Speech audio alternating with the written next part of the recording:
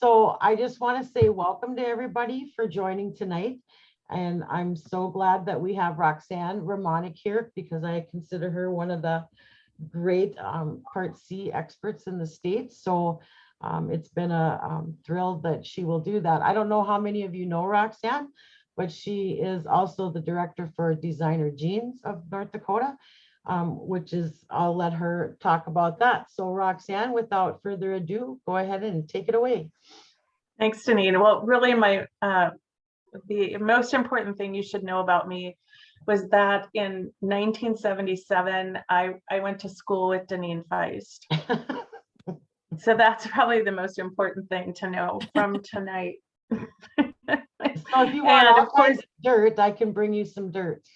And yeah, yeah. And if you would have asked probably either one of us if we have any knowledge about disabilities and disability advocacy at that point, we go, no, just boys, fast cars, and Doritos probably. I think Doritos just came out then. So I'm sorry I dated you, Deneen. Now everybody knows. I know. Maybe how old you are. That we're old. Well, I'm really glad, super glad that I'm with you tonight. As Deneen said, I have tended to probably create a bit of a passion out of having been an early intervention parent, and really I've hung on to it for a long time because my daughter, who brought me to early intervention, was born with Down syndrome. We had a prenatal diagnosis 23 years ago. So you'd think I would be getting over my obsession with early intervention, but it seems to just get stronger.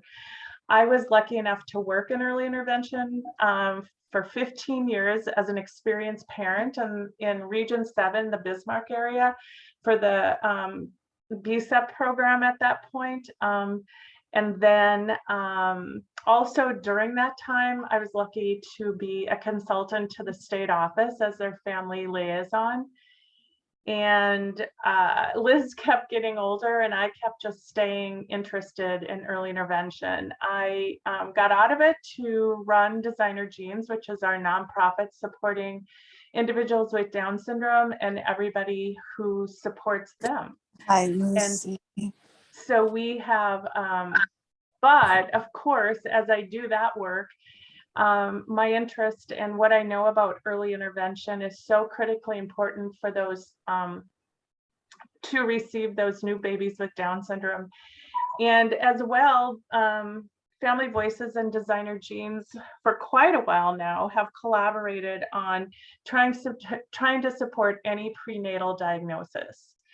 And I don't know if you saw that, Deneen, but I mean, I think that the universe is starting to listen a bit because actually in the president's proposed budget, he is creating some allowances, whether or not we actually see this come to fruition, but he's creating some allowances for Part C funds to be used for prenatal supports when we do have diagnoses in hand. So that's pretty exciting. So that's a little bit about me. And I am really open that if anybody catches a mistake in this presentation to let me know, because things change very quickly. And sometimes you don't catch it all. And I am not working in the field right now. So there might be some of you who are actually working. I am doing some consulting work. So early intervention has a leadership grant. And so I'm one of the contractors for that. And I'm working with an advisory group for that grant. And we're actually working on the North Dakota competencies. And I saw Rachel Jordan was on. Rachel is a parent and she's been helping us with that competency work.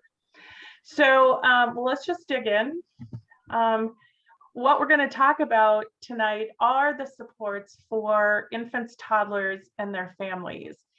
And I took this presentation, you know, you always have to cut corners a little bit when you're doing this.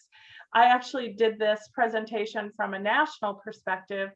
And so it was interesting to pare it down and make it North Dakota friendly. But this law, we're going into a little bit of the history on it. what's so critical about what we're going to talk about today is that this is not just a program for children. This is, and so the word families on this slide is such an important component of the Part C system.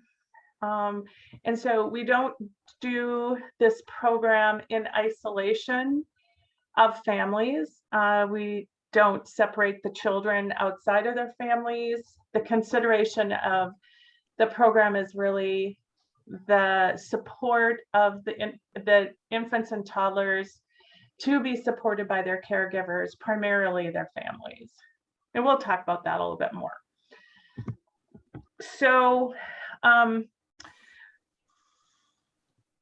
when we're talking, it's always really interesting to throw Part C into the title of early intervention, because that's kind of foreign language. Like, if you don't really know where that comes from or what that means, you're an outsider, you might be, you know, a banker and maybe had a brand new baby who needed supports, you're kind of going, where does Part C come from? I tend to always throw it into the title of the program because I think it's important to know what the roots are. And so what drives early intervention services, of course, is the federal law, the Individuals with Disabilities Education Act. And that, of course, is the law in our land that creates and supports and sustains supports for students with disabilities within our public school system. What's unknown is that there is a small section of that law called Part C that's specific to driving those services down to infants, toddlers, and their families. So it's kind of a bizarre thing. Part B is our older children, and Part C is our younger children. So you would kind of think maybe it should be Part A, but anyway, just so you get it straight. So we'll talk a little bit more about the law as we get into the slides here, but just establishing where this comes from. So right now, if you decided you were going to move to Missouri, if you decided you were going to move to Tennessee, you would find that there is some type of Part C system in those two states. And in fact, they're in all 50 states and in the 6 territories. Right now, everybody still participates in the federal Part C program. And when you participate, you're receiving a discretionary federal grant from the Federal Department of Education. So in North Dakota, roughly every year we get about $2.3 million for participating in the federal Part C program from our partners at the Department of Education. We know that roughly 3% of all of the United States infants and toddlers are served under Part C. In North Dakota, we're talking maybe, I didn't look up the final number for tonight, but in a cumulative count, somewhere just shy of 3,000 children a year. And I just think it's interesting to see how much money is actually spent on this very important service. So in a fiscal report that the Infant and Toddler Coordinators Association does, we're looking at about $3 billion a year that gets spent on early intervention services across the United States. So just a little backstory. Where did this come from? I have to admit that, of course, I was starting to practice just a few years before the Public Law 99-457 Part H was put into place in 1986. And even in Devil's Lake at that point, when I was working as a school social worker, we saw the beginnings of programs at that point in time in Devil's Lake coming out of the hospital to go in and support infants and toddlers with disabilities. And of course, I would be in a seat of helping to facilitate transitioning those children into preschool at that time. So I know from the history with VSEP that there were some pilot dollars that were in the state already prior to 1986. Of course, IDEA was first put into action in 1975, but it wasn't until 86 that we saw a section in there that addressed infants and toddlers. And always important to note is that change happens, laws are passed, things happen with laws because there's advocacy from families and educators and providers in the system. The law has always been, Part C, Part H has always been a little bit of a different duck than Part B, because for one, the law wanted to try to enhance, encourage, enforce collaboration between partners who are already naturally supporting infants and toddlers in their communities. And so one of the things that the law put into place almost right off the bat was that states could choose who in their state was going to run Part C. So we'll get into this a little bit more, but that's very different because obviously nobody really has a choice on who's running Part B. We put that solely in the plate of the Department of Public Instruction and the local school districts and the special education units. And but the law allowed states to have that much flexibility. The original bill contained a federal interagency coordinating council that brought families to the national table. And this, that federal interagency coordinator was actually lost in the 1997 reauthorization of the law, which was a huge loss for lots of families who felt like it was very important to have a voice at the table. As I mentioned, you heard me say the word discretionary. So right now, any of those 50 states or 6 territories could decide they weren't going to participate in Part C. So they could actually do that. They could actually say, we're not going to take the federal money, and we're not going to participate in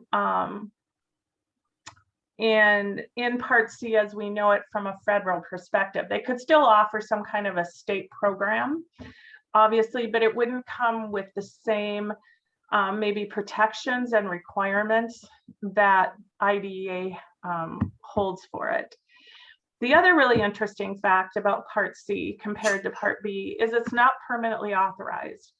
That means that we almost sometimes think of permanently authorized programs as being mandatory programs, something like Medicaid, that states have to participate in,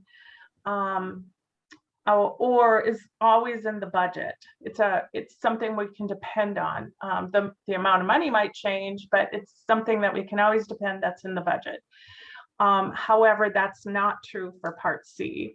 And it's always been kind of a national debate about why that is. And that, I mean, I think all of us who are our advocates believe it's as essential and as important as Part B, but still sitting there as not permanently authorized. The last time IDEA was reauthorized was actually in 2004. It took the federal government until 2011 to actually issue the regulations for Part C. So you can see it's been a long time since reauthorization.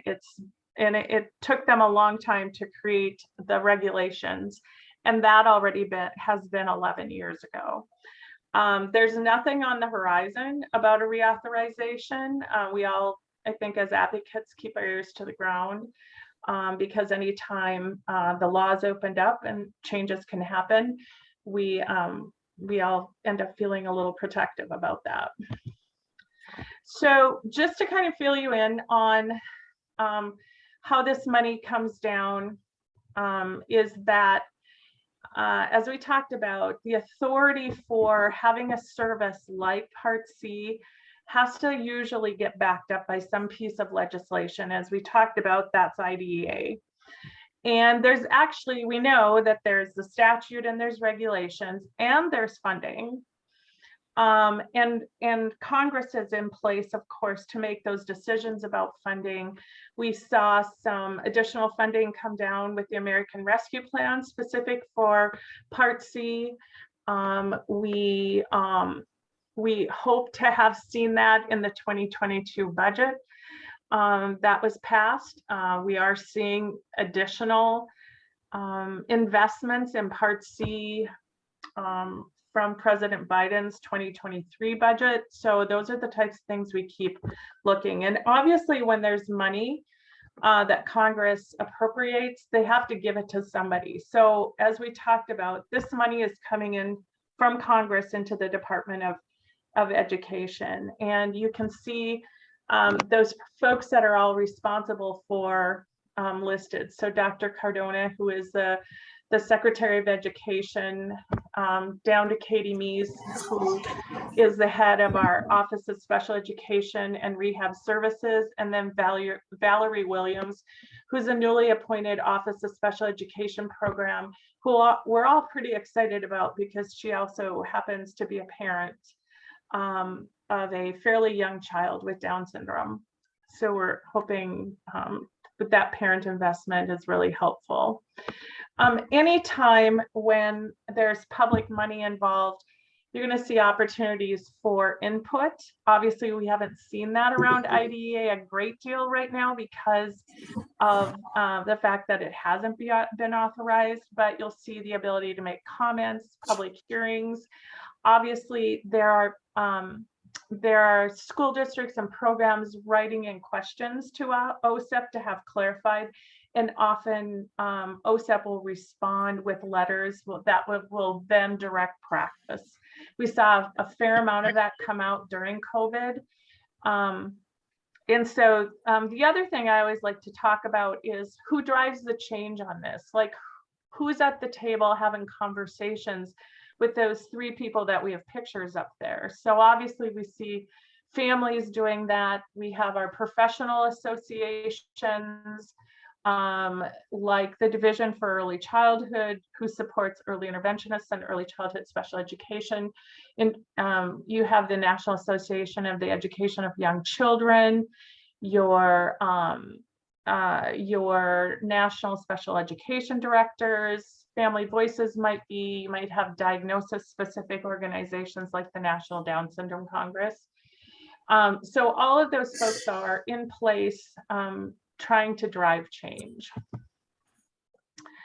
So we talked a little bit now about what happens now when the federal government sends that $2.3 million down to North Dakota. Like who's ready to receive it here? And interestingly, and always this has been in North Dakota, that it comes into the North Dakota Department of Human Services. And you can see from the chart, we're in that green category. So you can see actually a lot of Department of Health have traditionally been the receiver of this money across the United States. And so we've always been a little bit of a different bird. Who takes that money sometimes affects how the services are designed, how they're paid for, how the services are implemented. And so while I say you can move to Missouri and Tennessee and understand there's going to be Part C services, they may look very different in their delivery system and the way they have their state organized and to get those services out to families. So let's just talk a minute about North Dakota. As we talked about, the money does come into the Department of Human Services, and more specifically, as you can see, it goes into our Developmental Disabilities Division, kind of hand in hand with now the new Early Childhood Division for the Department of Human Services.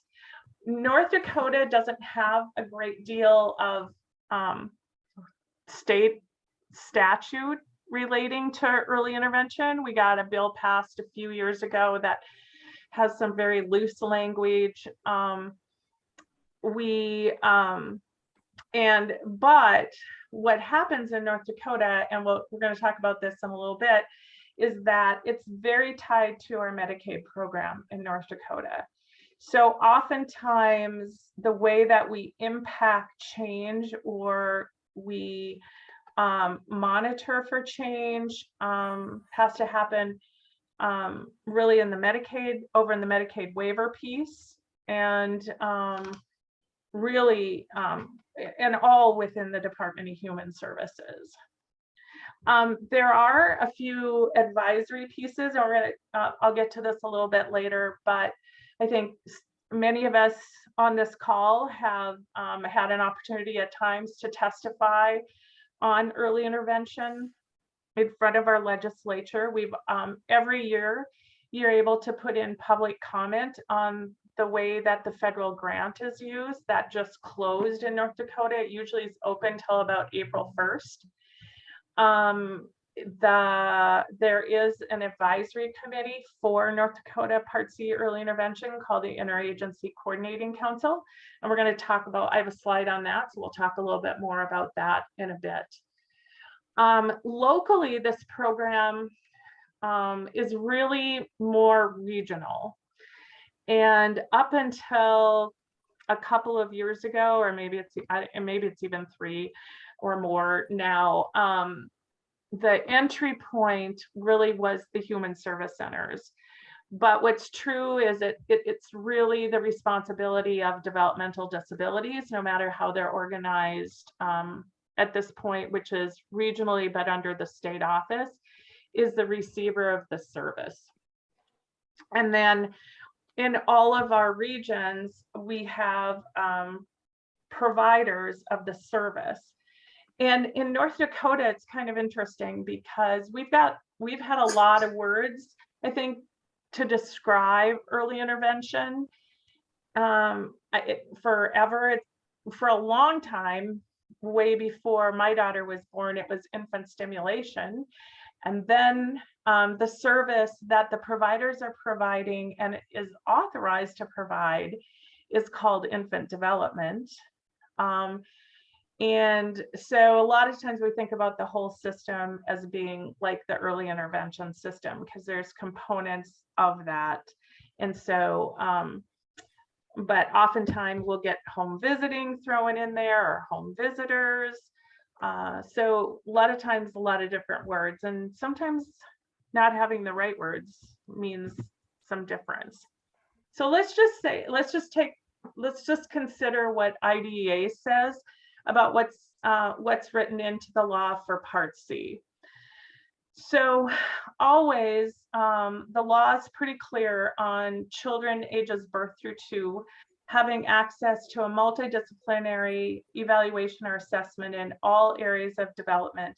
And this would happen coming into the system, and then at least on an annual basis, if not more frequently. The law ensures that appropriate early intervention services are based on scientifically based research, best practices to the extent that's practicable. Obviously, we're going to talk about procedural safeguards, but parent prior notice must be provided before and after any decision making, which clearly means family involvement at all points of decision making. The law requires an individual family service plan. So for those of you who are familiar with Part B, this would be the counterpart to the individual education plan, or IEP. Again, noting how clearly the law points out that this is a program that partners with families. This is supporting the child with and through the family. The law is very clear on timely initiation of services. Many of you have probably heard about the 45-day timeline, which means that as soon as a referral hits the desk over at Developmental Disabilities, there is literally 45 days to get the IFSP done. And that's what we're talking about, timely initiation of services. That also happens as well when the IFSP is written and there is a decision to bring in other Part C services. There's a timeline there too, and meeting those.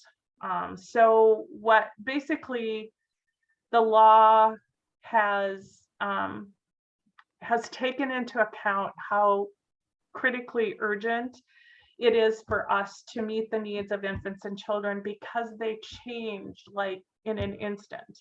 And so we have to capture all the moments that we possibly can. And so it's really important to act quickly. There is the critical component, just like in Part B, to work beyond just the service delivery, but actually go out and try to market and try to find children with disabilities from the child find perspective. There's a requirement that there is an assessment of family resources, priorities, and concerns.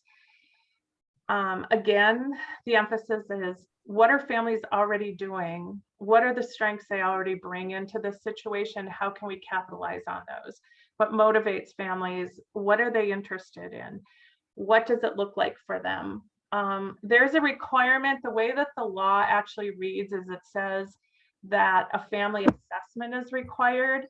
And so there's been a lot of work done on having assurances that this is not something that's done to the family, but with the family. And so in our state's IEP, there's a strong section on family resources, priorities, and concerns. The law clearly states that services need to be delivered in the natural environment. We're going to talk about that quickly. Interestingly, I have a few slides on service coordination, but the law says that service coordination is required. Staff need to be adequately prepared, trained, and maintained. The law says we have to plan for transition out of early intervention. In our state, that would be prior to the age of 3. And obviously, the parent procedural safeguards, including dispute resolutions, are part of this law, just like they are for Part B. How are we doing at this point? Does anybody have any questions? Is it quiet out there? I feel like I'm just droning on. You're doing great. Phew, I have to have some tea. So let's just talk about procedural safeguards for a moment.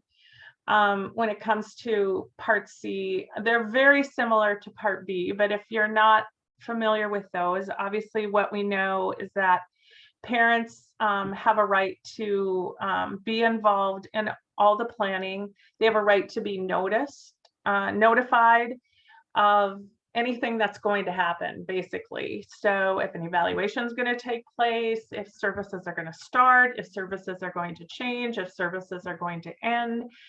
I think in North Dakota at this point, if you want to add, if the service needs to be added, like let's say we want to bring in the expertise of an occupational therapist, that's got to be done within the team setting with the parent being a part of that.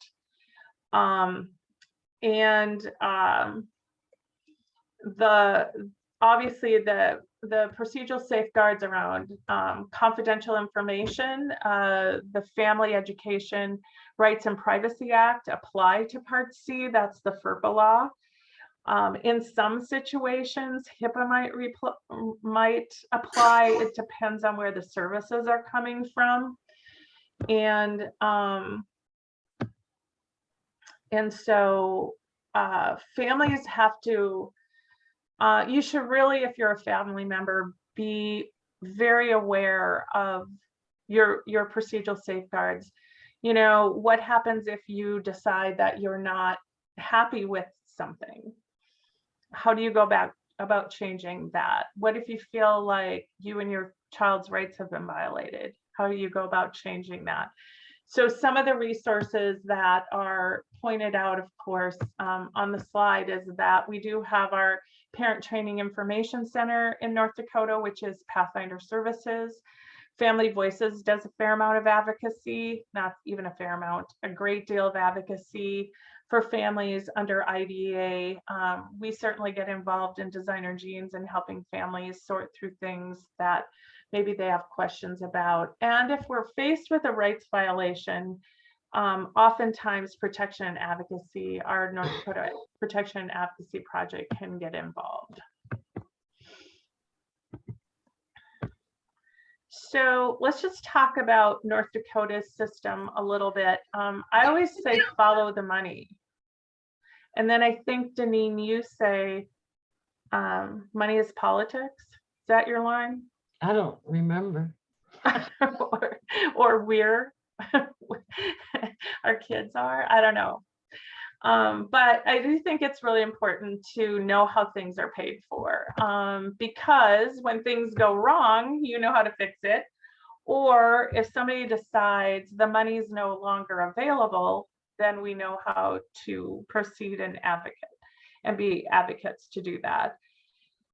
So just the second bullet, I think to note is that, remember I said we get $2.3 million every year from North Dakota Medicaid, or I'm sorry, from the Department of Education.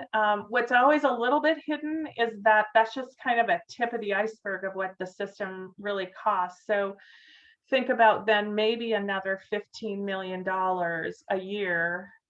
This 30 million I have is for the biennium to actually run the program in the state with all of the services that are needed for those the children and the families that we're serving.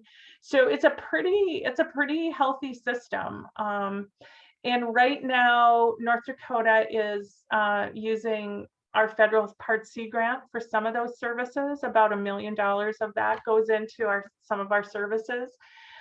We do have some just straight out state general fund monies that we have available to us. And then of course, another, I would say, you know, of that $30 million, probably about 15 million of it is Medicaid money.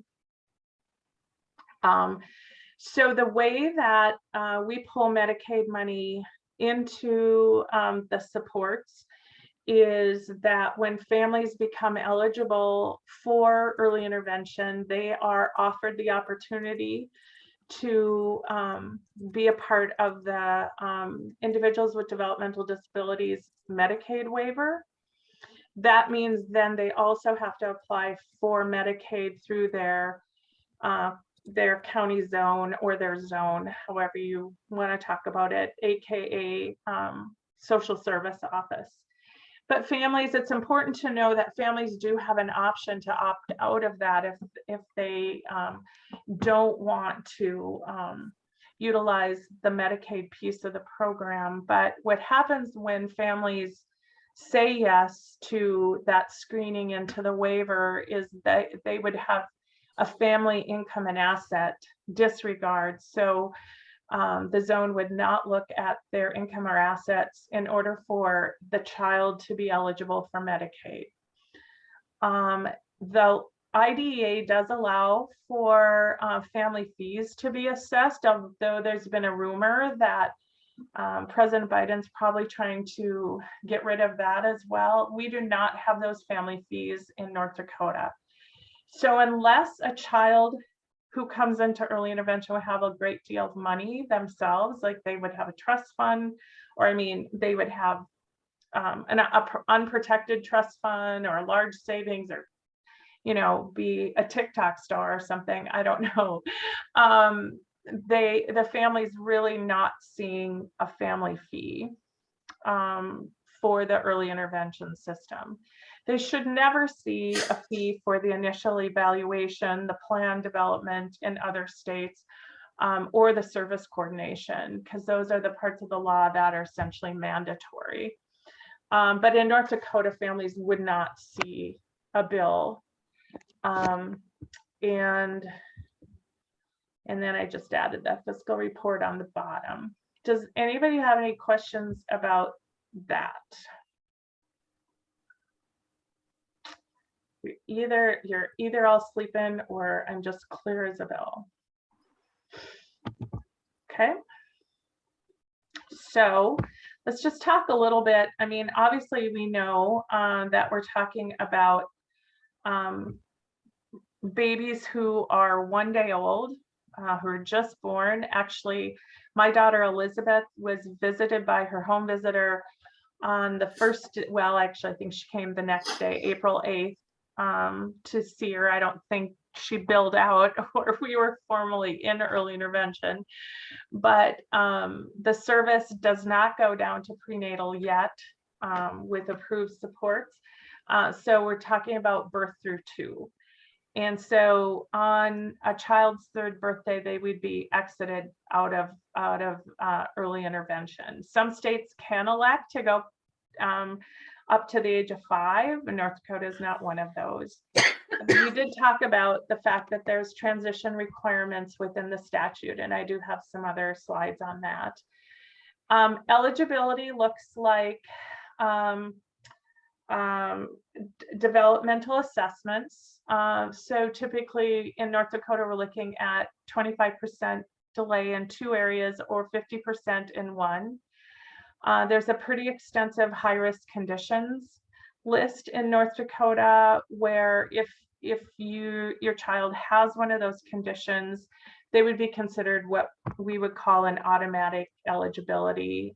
Sometimes children who are born premature, children obviously with a diagnosis like spina bifida, Down syndrome, they're like probably 5 to 6 pages of high-risk conditions. And so it's really an issue of just trying to see if that can match. Even if the child comes in with a high-risk condition, the teams will do that multidisciplinary assessment because that's really twofold. It's really to determine eligibility, but then also to make sure that we have programming information on children. So I threw this up here a little bit about referral, and I put Right Track on here as kind of a comparison. So Right Track is what we would consider to be almost like the child find arm in North Dakota. So if you went to Missouri or Tennessee, you probably wouldn't find a Right Track program. You might find a child find effort, but nothing that really looks like that. So that's North Dakota's own brand on how we run some child find effort in our state. And it's a home visiting developmental screening program that, as you can see, is managed by the Department of Human Services. It's also paid for by the Part C federal grant. The single point of entry for Right Track and for the early intervention system is DD. Anybody can make a referral to Right Track and or early intervention. And so there are some states where it looks like it's more of a medical model and there has to be a physician referral. In North Dakota, we do not need a physician referral. So a parent can refer, a grandma can refer, a doctor can refer, Family Voices can refer anybody. Right Track is our arm that does those developmental screenings. They are not, if they feel like the child has concerns, they will make a referral to early intervention system. And it's really the early intervention system arm that does the evaluations and assessments. Again, no cost to the family. Both occur in the child's natural environment. The IFSP development happens over in early intervention, and they're both voluntary. There's nothing that says families have to do either one of them. Just a little bit more about, how does the Department of Education keep the state of North Dakota and the rest of the states accountable when they hand out that money, is that they all have to do annual federal reporting and public reporting. So usually around I'd say September, the states really start gearing up to try to pull together all of their data to present. And in this federal annual report, all of the indicators, all of these 11 indicators are the same for every state. And you're able to go, so when Deneen gives you the PowerPoint, you can click into the link and you'll be able to look at North Dakota's reports. I didn't see the 20 report up there yet, but it might be hidden in a spot that I couldn't see. And then the states are given like levels of termination. So there are things like needs interventions, meets all the compliance areas. The last I knew, that's where North Dakota was. We were doing really well. And then the state turns around and issues those program reports also to the various programs in North Dakota. The programs are a combination of the Regional Developmental Disability Unit and the program itself. So let's just pick on BSEP for a minute, which is Bismarck. Program that's run by Bismarck Public Schools. Together it would be with the Region 7 Developmental Disabilities Program unit, that they receive that report together, have to implement any changes or fix any wrongs that might be happening. They need to create some policies to make sure that the data is coming in. Maybe they're struggling with the 45-day timeline and meeting that 45-day timeline. So how are they going to fix that? So they would do that together. And the last bullet on there is just to remember, I just talked about that, is all the states have to put their federal applications out for public comment before April of every year. And that's an opportunity to look at the budget and how your states are spending the money. Roxanne? Yep. You have a couple of questions. Sure. One of them is, are we able to get a copy of the list of high-risk conditions for automatic approval? Maybe. I think we could try to get that. Okay, and the second one is there a limit to how many can be on the program? There is not a limit. In fact, it would be illegal to set a limit. So, it's just like in special education, you can't say, well, we're only going to serve 150 people. And I know sometimes that's a little confusing because there is a limit to how many slots there are on the Medicaid waiver. But they cannot limit the number of kids in Part C. So for some wild reason, we ran out of Medicaid waiver slots. We would still have to figure out how to bring that child in under an IFSP and pay for their services. It's also important to realize that it's not a right under IDEA for children to have Medicaid or to be screened to the Medicaid waiver. That all gets very confusing in our state.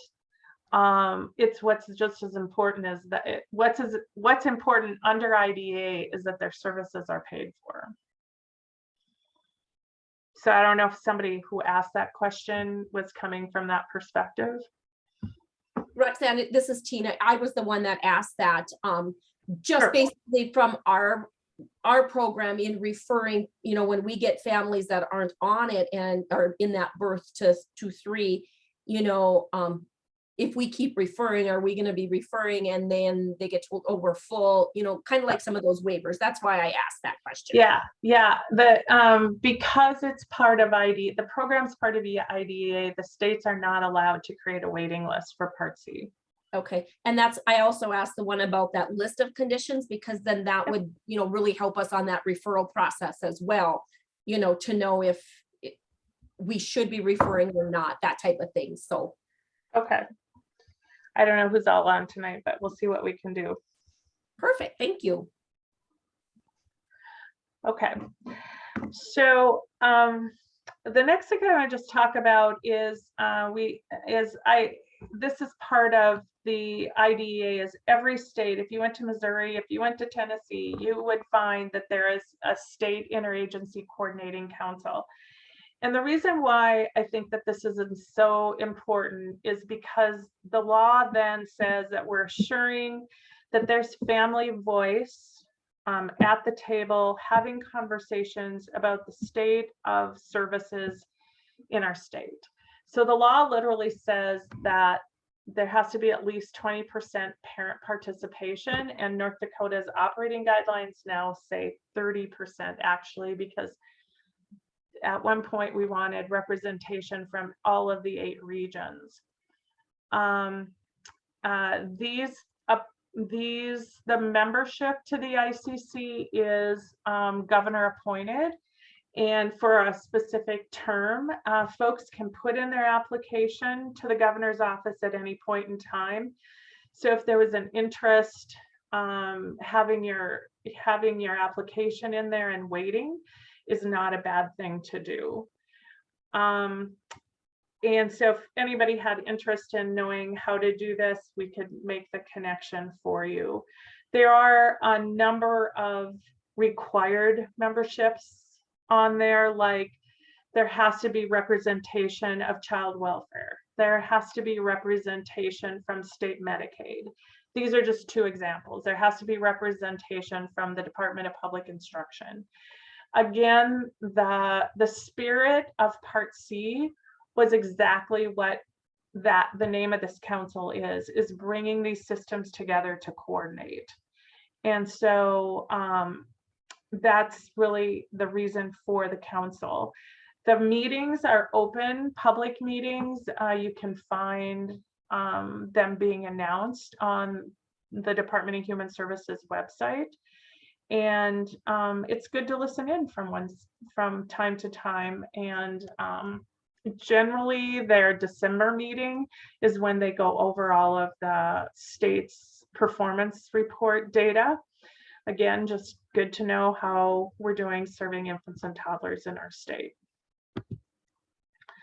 So the next thing I'm going to do is kind of just picked out 3 high-level topics for you: service coordination, transition, and natural environments, because I think they're really important components of the law that maybe, I think transition gets a lot of attention, and obviously we do a fair amount of training on implementation of natural environments, but maybe not so much in service coordination. So again, this is one of those difficulties where we've got a lot of different names for a lot of different things. So if you would have asked me, like, who's helping you kind of arrange services, I don't, as a parent, I'm not sure I would have known. I mean, I think I would have thought it was my early interventionist, my home visitor. But I also always knew that I had a staff from West Central Human Service Center. I don't know that I knew at that time that that was a requirement in the law. And so if you look at Part C, it talks about service coordination. In North Dakota, that role and that service is being fulfilled by our developmental disabilities program management staff, which are coming from us from a regional perspective. We have what you call a dedicated model of service coordination in North Dakota. That means every family will have a separate service coordinator and a separate service provider. In some states, those are blended. And the other thing that's important to know is that even if a family decided, I want to work with my service coordinator, but I don't need any of these other services, so I'm not going to engage with a provider. Families have that option because it's a required service within the law, but it's also one of the 17 services that are listed out in the law, such like physical therapy, occupational therapy. Service coordination is one of those services. Often we see families maybe doing that somewhat, which is when maybe the child's in the hospital still. They haven't returned home. Jess may have been in that position if you'd had a referral even sooner. So again, our service coordination is kind of paid for a mix of state general funds and some Medicaid funding that go in to pay for that. However, they really are a team with the provider systems in North Dakota. Right now, I think, I haven't done the math. I used to know that you used to be like 8 providers in the state, 1 in every region. And now we have a few regions with multiple providers. And then we have Ann Carlson is a large provider in the state that serves 4 regions. So I think if I count, it might be like 11, 12 providers, maybe even 13 up there right now. And this is the functions of the service coordinators. So you can see that their job really is this coordinating effect, but they have a responsibility to make sure that the evaluations and assessments get done. That families, if they have a choice where they live in providers, they have the necessary information to make a decision to get the service provider that they need. Obviously, of informing families of their procedural safeguards and any additional supports they might need for advocacy. They're obviously going to help with other coordination. So if you find yourself needing to go to the cities for additional medical help, you might see your service coordinator as being able to answer some of those questions for you and helping you get the needed arrangements made. Obviously, the monitoring of services, facilitating the IFSP, the review of it, the implementation of it, and then obviously being involved in the transition of services out of early intervention at 3. So, any questions about service coordinators? If you're a parent on the call, do you know who your service coordinator is?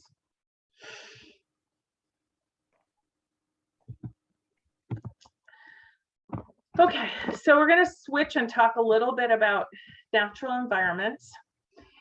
And it is the equivalent to least restrictive environments in Part B's law. It really promotes the early expectation of inclusion and learning with daily activities. I think that when natural environments was first inserted into the law, the intent really was to drive inclusion and try to create opportunities for the youngest of our children to get services where life was happening for them. I included a link for you on the PowerPoint about the Division for Early Childhood recommended practices. These practices are in place really to assure that the services that are being delivered match the spirit of the natural environment requirement in the law. I think as I've watched this develop, and I've got, probably almost 25 years under my belt of watching the delivery of services, we've moved from a very medical model approach where a therapist's role would be to come in and work directly with the child, and maybe even to the exclusion of having the family involvement. To the best practice approach today really would be where the interventionist, along with the service coordinator, would be more of a coach for the child's caregivers, and the implementation of services would always be with the family and or the caregiver, because obviously we've got early interventionists supporting childcare situations, maybe extended family, things like that. And so as this has happened, I think there have been, lots of dialogue, lots of concerns about that limiting the amount of people involved, or maybe going to like a primary service provider where maybe the occupational therapist is the main responder to the family's IFSP, shouldn't really mean less or poor quality of services. It really should mean a richer, so that we're using all of the important consultations from the various professionals to feed into the support for the family in really helping make those daily routines for the child as rich as possible. All of this is really based on this premise that young children, very young children, we're talking about infants and toddlers here, right? I heard this analogy one time and I use it way too much, but young children, you can't put them in a golf lesson or a piano lesson and expect them then to take everything that they learned in that lesson and go implement it, because that's not how they learn. So the way that they really learn are through those sharing, playing, moving, communicating, and I like to consider it their work. So if they're working on potty training, right, that's a little different than playing. And they're doing that regularly in their typical schedules and their typical activities with the most familiar people who have the most intimate relationships with them. That's how they learn. Obviously, as we see children, learn and grow and get older, their ability to take a golf lesson, take a music lesson, take what they learned in therapy. And, like one of the things I always think of is Liz, to this day, from working with her speech therapist, both in the clinic and at the school, has this really specific way that she uses to get her S's right. And when she's tuned into it and when she wants to be able to get people to understand it, she will pull it out and use it. So, but she learned that at an age where she could stick it in her pocket and use it. When we're talking about infants and toddlers, we're talking about an approach that's so very different. In order to really maximize the ability for young children to learn and grow, they really have to see that enriched environment across a lot of opportunities a number of times a day. So that's really where the natural environment law has kind of gotten itself to in the field at this point. So I am not watching the clock, Deneen. It's 9. I'm almost done. Yeah. Okay. So the other thing I wanted to just throw out is of course that transition at 3. These 3 indicators are from the annual performance report. So they're getting measured on the fact that there has to be transition steps and services in the IFSP. The local education authority or the school district has to be notified. Of course, that's all with the parents' agreement. All parents can opt out of that. And there has to be some type of transition conference held, and that's at least 90 days. North Dakota's requirements really start at about 2 years, 5 months, and have a lot more steps than what's even represented by our federal requirements.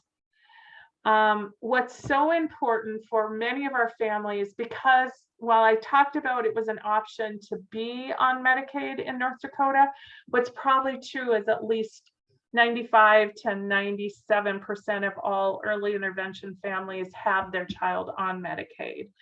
So I always talk about that being braided, and so at transition, that unbraids. And so for a lot of families, that ongoing Medicaid coverage is a really big deal. And so because we consider this, kind of a plan for the whole situation, the IFSP really, those transition steps and services really have to consider that unbraiding of Medicaid from this child. Obviously, there's going to be additional assessments and evaluations that might need to happen to continue that Medicaid coverage, to transition to possible special education under Part B. And so what parents describe often is that there are a lot of meetings involved with having your child turn 3. There are some pretty stringent timelines that the state has put together. I did link up here to the North Dakota guidance. And I think what's so important for families to keep their eye on at this point in time, because there's a lot of stuff going on, it feels like, is that, you know, really thinking through what would my child be doing at 3 if they didn't have a delay, a disability, or a diagnosis? And what are my dreams for my child? Like, what do I hope for them to have the opportunity to do? You know, at that point, it might really be to have 2 really special little friends.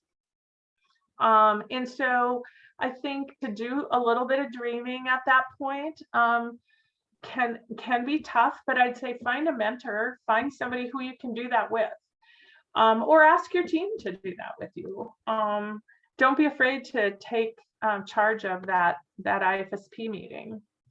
So I am going to skip this slide because I know I'm running out of time, and show you a little picture of my kid being goofy, and then kind of close it up for questions if anybody has anything. Don't be shy. Now would be Right. a good time to ask your questions. This is Tina again. Just Tina. wondering, Roxanne, on that IFSP, is there a way, or do a lot of them like refer over to special health services? Because if they don't qualify to stay on with Medicaid, they probably would qualify then to come on to our program. I think that that's a really critical point that you bring out, is making sure that those teams have the capability of really thinking through a lot of resources. I don't think there's anything in place, Tina, to make that automatic. Okay. Because I mean, when we do like if we refer, we get a call from a family or something, or we're working with a family and they fall within the age limit and we think they'll qualify and we refer, a lot of times we'll tell them, you know, a lot of times it only goes to age 3. So, you know, definitely reach back out. But, you know, these families got so much on their mind and so many things going on that when that child turns 3, I'm the last thing on their mind, you know? Yeah. Well, and a lot of times what the first thing on their minds is trying to figure out how to maintain Medicaid. Right. Yeah. And that, I mean, Yeah. that's the best option we can get for the families. We're really lucky in North Dakota to be tied so tightly with Medicaid in early intervention. But then it's really difficult to, like I said, unbraid it. Yeah, well, and I'm hoping, and I don't know how much many or what know about, but you know, with the 2 departments merging together, I'm hoping that merge will, you know, cause a little bit more of that collaboration and that talking, and maybe that will help get, you know, some of that referral process and things a little bit smoother. But you know, just was a wondering or a thought on, you know, how to get, if they don't qualify and those services do drop dead end when they turn 3, you know, a lot of times they probably would benefit from our program. Yeah, I think that anytime you could end up providing, you know, additional information to Jackie Adusameli, who's the Part C coordinator, is helpful. Okay. I did see Rebecca wrote in that, yes, Part C funds are used to pay. So yeah, the federal grant that's why we spend so much money out of our federal grant on direct services. It's to pay for the children who either opt out of Medicaid or might not qualify. So like I said, they have to figure out a way to pay for it. And over the last 2 or 3 bienniums, they've gotten some of additional state general fund money. Okay, perfect. Thank you so much. Yep. I have a question for Tina based on what she was just talking about. Does she find in her experience that program managers are kind of a good resource to help connect families, like especially if they're not going to be continuing eligibility for DD services when they turn 3? It used to be a little bit better when our application process was actually done at the county level. But since that's been moved into the state office to me, the referrals aren't as plentiful, if that's the word you want to use, for lack of a better word. But yes, I think if the families are more persistent, those referrals and things are going back and forth, but not, when talking with the families, not to the extent that they probably should be. Okay. Yeah, with being in Region 2, I feel like you might have come and spoken to our program like a year or 2 ago, maybe Yeah, and pre-COVID. Yep. We were doing a lot of trainings and talks and things, just trying to get the word out there.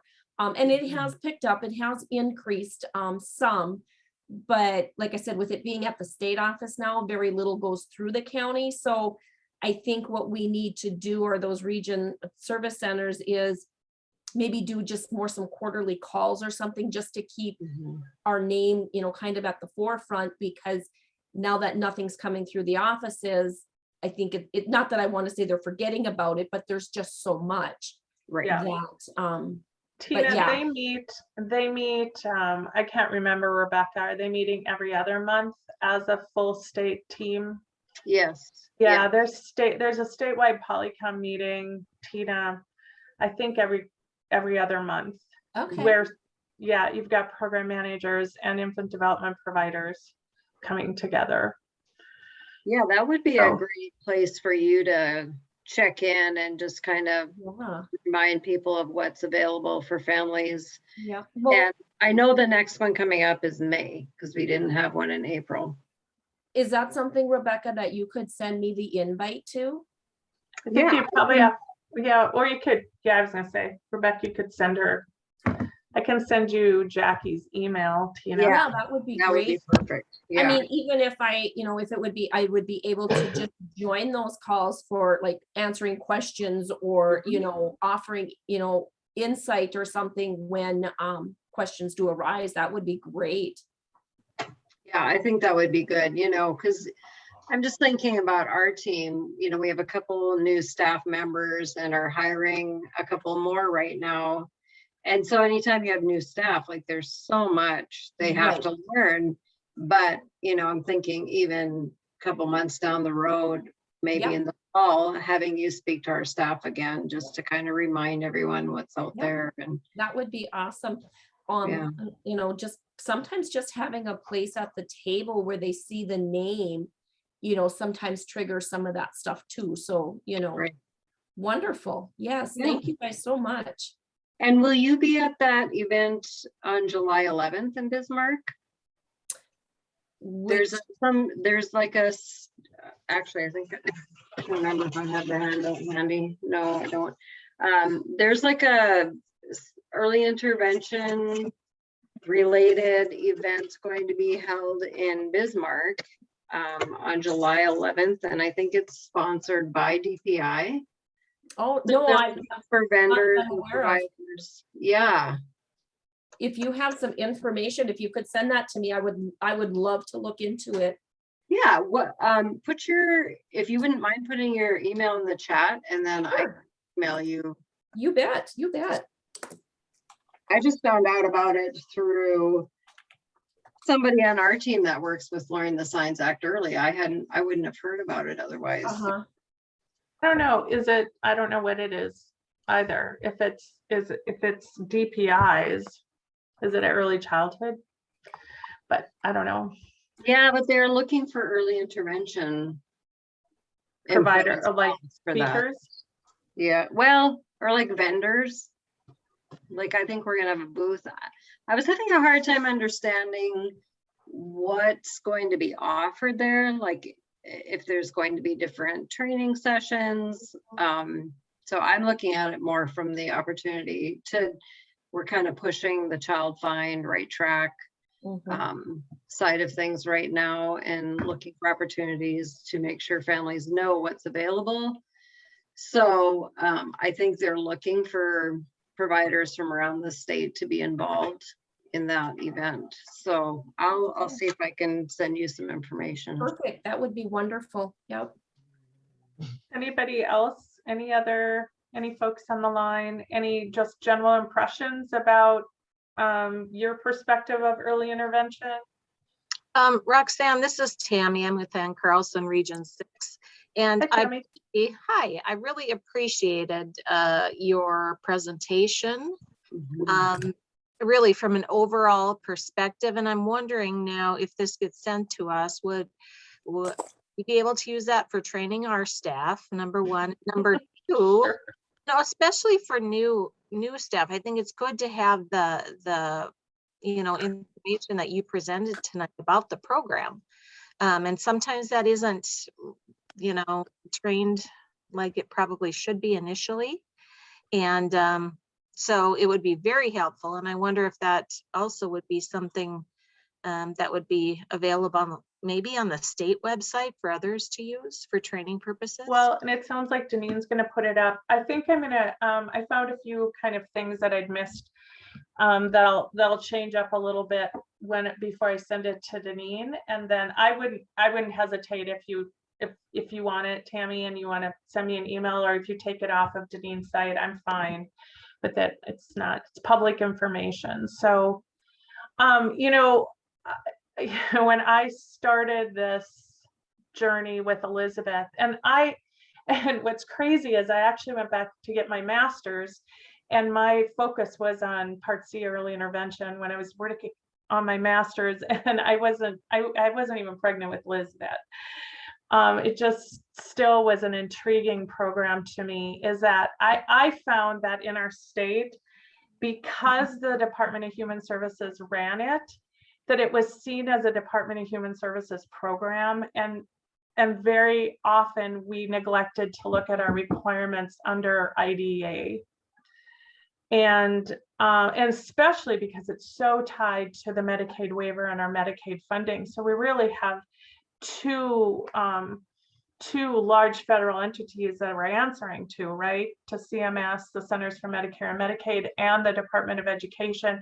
But so often that, following CMS guidance would take importance over Part C. But the spirit of the law is about family engagement, family partnership, and family involvement. And that lies in IDEA. So important for us to realize the connection in our requirements and our responsibility to be responsive to that. And for somebody who had a child who I knew was going to go to Part B, it was so important for me to understand the law and know what kind of opportunities it opened up for her, and in starting, from birth.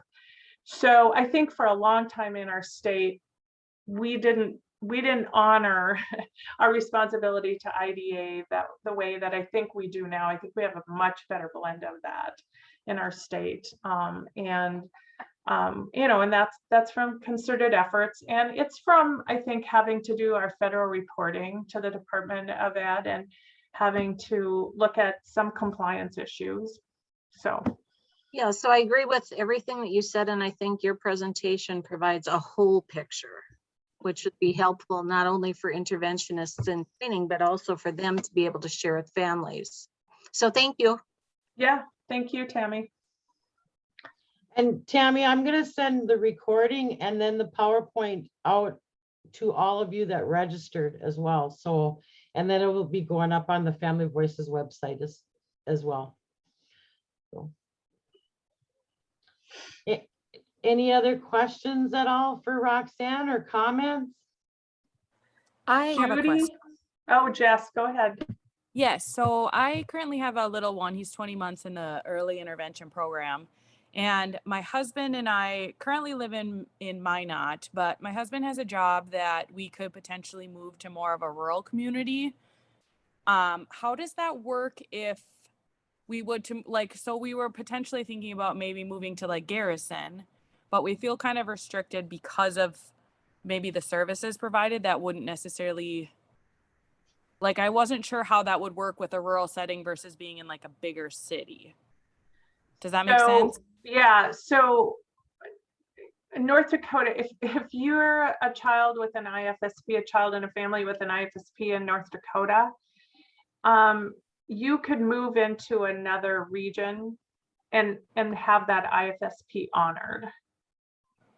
So it would be like through like their school district? Well, I mean, we're talking still under the age of 3. Okay, so what Okay. happens if like if we so once he Once he transitions turns out? 3, Yes. and basically, if you're thinking he will be special education eligible after 3, then he will have an individual education plan. And most often when you move from school district to school district, they're going to honor you coming in with that individual education plan.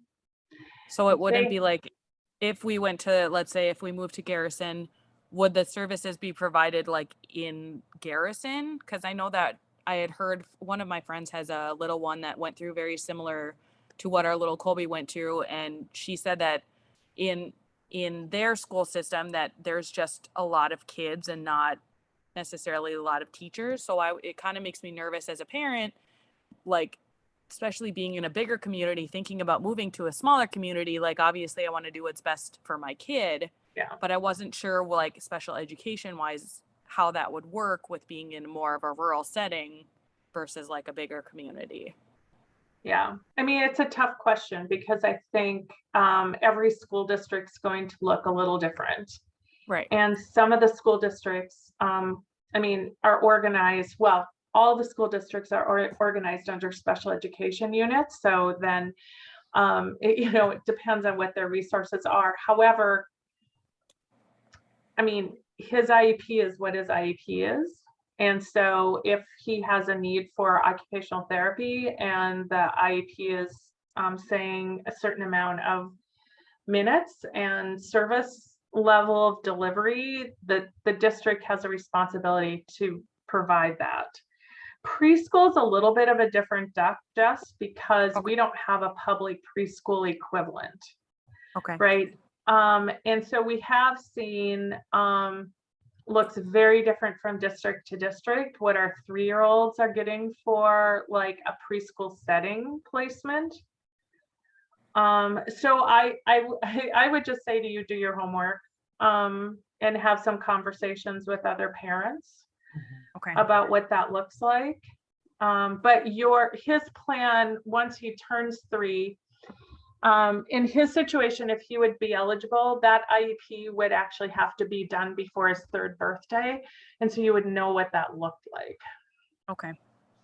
And Jess, if you're thinking you might move before he turns 3, then you would transfer down to the BSEP programs based out of Bismarck.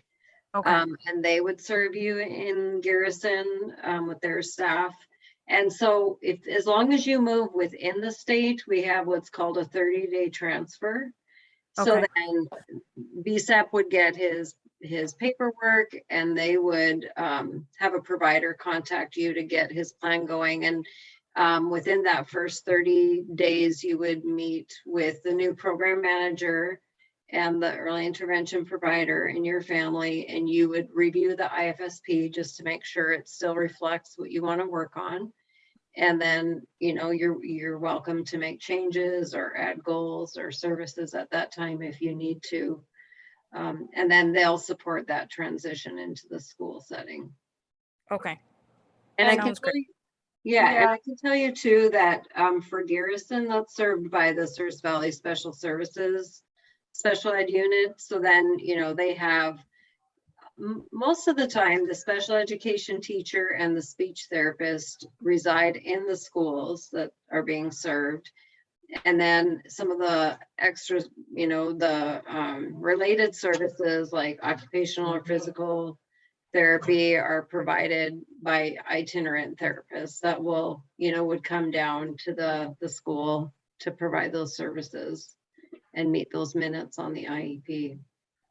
I think, Jess, the other thing that can be helpful in this situation, you know, I did mention, you know, talking to other parents, I think, is to be connected to family voices. Obviously, your little guy has some special health concerns. And so I think that parent-to-parent support coming out of family voices you'd find really helpful, as well as realizing that the Parent Training Information Center in Minot might have some information for you about this transition as well. Okay. Yep. That sounds great. Yeah, it's just one of my really good friends kind of has the exact same situation that we did, which kind of is an anomaly. Like, I don't really know anybody else that has gone through what we do. So kind of trying to navigate everything, not really knowing a lot of people or having different circumstances is hard.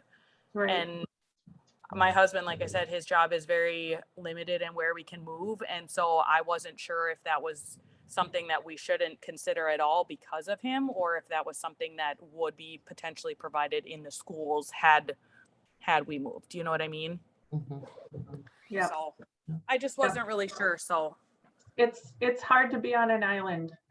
So, yeah. I mean, yeah, like I said, find your mentors, find the folks who can have those conversations with you. Before, I feel like we should have got off like 25 minutes ago, but Judy Bahi has a quick question, and she's still asking questions even though she's retiring in a minute. What evaluations assessments are completed and by whom for a child prior to them turning age 3 to determine eligibility to continue to qualify for services? So Judy, do you mean, which pigtail do you want to talk about? Eligibility for preschool, or eligibility or for special education, or for developmental disabilities waiver and Medicaid? Which one is easier to talk about right now?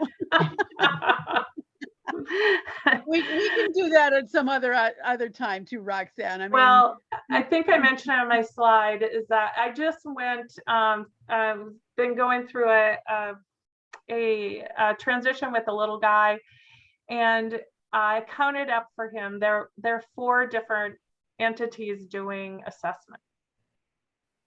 So the school district was doing assessments for eligibility for preschool, special education. Early intervention was doing an assessment to do their exit data. The developmental disability unit was doing their level of need screening, and as well as requiring the testing for ongoing developmental disabilities program management. okay. So we still have a little streamlining work that needs to happen. That needs to happen, yeah. Well, I know there was some work done on that, and I think Yes. it kind of got dropped or something. I don't know. So I was just, maybe Well, I just missed out on it. I mean, interestingly, when does the Human Services intern meet? Wednesday or Thursday of this week? Is it Wednesday? I think it's Wednesday. The Human Services Interim Committee meets to talk about eligibility for developmental disabilities. Okay. And this is, you know, it hasn't left the agenda. Okay. I would say No, on that point, like the biggest factor teams need to be aware of is the time it takes to get your referral in for that testing for continued DD services, get the testing happening and results all in time for that eligibility determination. Because like, for instance, autism in our area, if you are trying to get testing for that in Minot, it's ridiculous, the wait time. So It's just that way across the state, Rebecca. There's like I think so. it's like a year wait in Yeah. some instances to get a screen. Yeah, so it's that unique balancing act with families who, you know, are just starting to process maybe that this is what we're looking at, and to encourage them, you know, if this is something that you want testing for, it's a good idea to start early in that second year to try and make that happen. And then the Department of Health and Human Services has not always been great about, like, we have the GPIC clinic in our area that provides the interdisciplinary team for testing. And they don't really want to take that diagnosis. They would rather have, you know, the local psychologist diagnosis, but then you're looking at months and months up to a year. So, Well, and I think what I always try to remind teams is that, you know, my kid would have come in with a file about this thick. So it's not like there's not a lack of information. There's a ton of information. And so it shouldn't just be based on this point in time, look at this child. And I think teams constantly need a reminder about that. We had a situation here where a little one with Down syndrome, the eligibility team was really just looking at the psychological and adaptive functioning testing versus, you know, her files like this. And none of that was brought in, and she was found not eligible. So they withdrew and then pulled all this information together, and then they found her eligible. So I think the teams really have to look at there's just so much information. There was just so much information about my kid at that stage. It's all there. yeah, I agree. So, and then I think to get the schools and EI maybe to do some collaboration on their entrance and exit, you know, testing that they need to do for federal reporting. I think we can do some work there too, but. We definitely do that in our region, and it you know, it saves the families a lot of. And the kiddos. Tendency. Yeah, absolutely. Yeah. Yeah. Roxanne, any other closing thoughts at all before we end for the night? No, I think just to say, always remember your advocacy hat and telling your story. So if no matter what role you're in, you know, these services, I think if you've experienced them yourself, you realize how life-changing they can be, and how they've, you know, for me personally, I really believe a lot of my advocacy roots started in early intervention. I get to serve now as the National Family Chair for the Division for Early Child Family Committee. And I've done that for the last 2 years. I mean, I take that back to where my, you know, what I got to experience in early intervention. So I think it's important to tell those stories and let people know how important this service is, and really let's try to work as hard as we can and invest in keeping kids out of our criminal justice system, keeping kids out of, you know, deep end kinds of services with something like early intervention. So that's all I have to say. But Great. Thanks for coming on. Yeah, thank you, everybody. And I'll get this recording out as soon as I can. Okay, well, touch Okay. base with me because I'm just going to tweak the slides at Tish. Nothing big. All right, sounds good. Okay, thank you. Thank you, Janine. Yeah, Good to thank see you, you. Rebecca. Nice to meet you, Tina. Yes. Bye, thank you, Rachel. guys. Bye, Jen.